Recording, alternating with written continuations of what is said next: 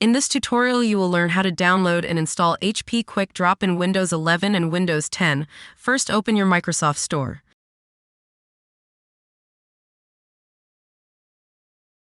Search for HP QuickDrop.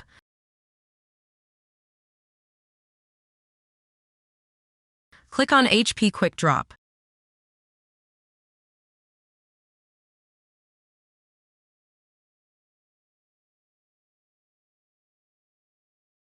Press Get. Wait for HP QuickDrop to be downloaded and installed.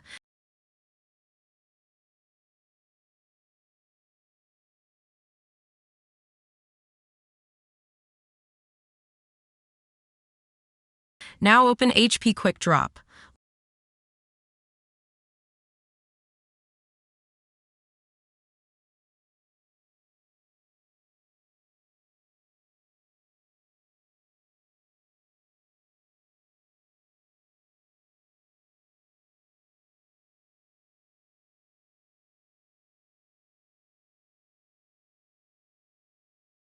If this tutorial helped you, don't forget to leave a like and subscribe. Thanks for watching.